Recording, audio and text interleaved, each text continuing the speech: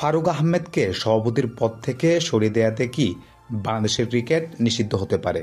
আইসিসির নিয়মই বা কি বলে? এখন পর্যন্ত উত্তরটি না, বাংলাদেশের ক্রিকেট নিষিদ্ধ হওয়া এমন সিচুয়েশনে একটু কঠিন। তবে এর মধ্যেও যদি কিন্তু আছে।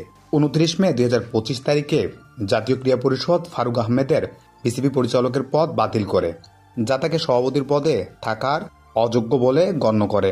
এই সিদ্ধান্ত আসে বোর্ডের 8 জন পরিচালকের অনাস্থা চিঠির পরিপ্রেক্ষিতে, যেখানে ফারুকের বিরুদ্ধে স্বৈরাচারী নেতৃত্ব, সংবিধান লঙ্ঘন, আর্থিক অনিয়ম, বিতর্কিত ব্যক্তিদের সঙ্গে সম্পর্ক রাখার অভিযোগে আনা হয়। সেখানে সরকার হস্তক্ষেপ করেনি, বরং নিয়ম অনুযায়ী 8 জন পরিচালকের অনাস্থার চিঠি জাতীয় ক্রীড়া পরিষদে পাঠানো হয়েছে।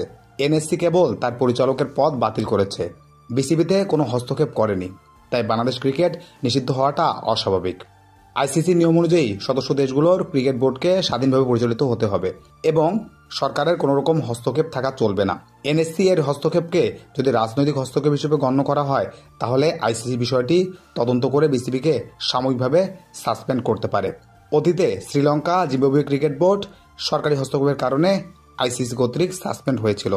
তবে ফারুক আহমেদ জানান, তাকে পদত্যাগ করতে সরকার অনুরোধ করেছে, তবে তিনি এখনও কোনো চূড়ান্ত সিদ্ধান্ত নেননি। এখন আইসিসি কিছু না বললে কিংবা বিবৃতি না দিলে বোঝা কঠিন বাংলার ক্রিকেট নিষিদ্ধ হবে নাকি হবে না।